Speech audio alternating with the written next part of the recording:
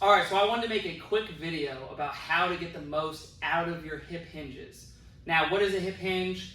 RDLs, deadlifts, good mornings, anything where the main joint that's moving is going to be your hips. So any movement where the angle of your hips gets very, very small, that's a hip hinge. What's the goal of a hip hinge is to strengthen your posterior chain.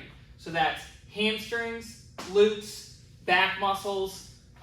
The thing that I see people struggling with on hip hinges is a lot of times it's very focused on their back and not enough on their glutes and hamstrings. So I'm going to show you what to focus on to kind of fix that. Your back is supposed to be working on a hip hinge, so it does strengthen the posterior chain, but the main role of your back in any kind of a hip hinge is to stabilize your spine. Keep it nice and still and let your glutes and hamstrings do the work. So what you should focus on when you're doing a hip hinge, whether it's a good morning or an RDL, will be driving the hips backwards and then forwards.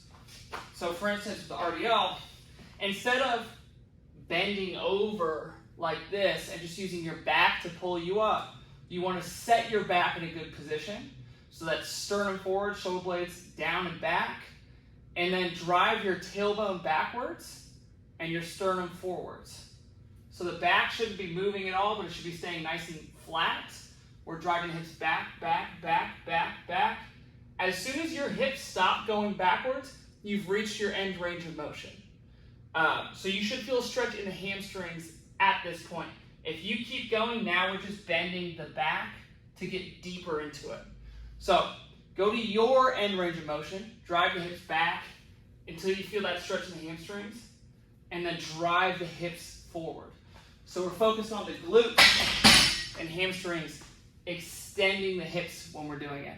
And then the same thing for a good morning. This is a really good one, especially too if people have a hard time like keeping their back nice and flat. I like to give them good mornings because it feels really terrible when you do a good morning and your upper back starts to round. You're just really weak because of the leverage of having the weight on your upper back.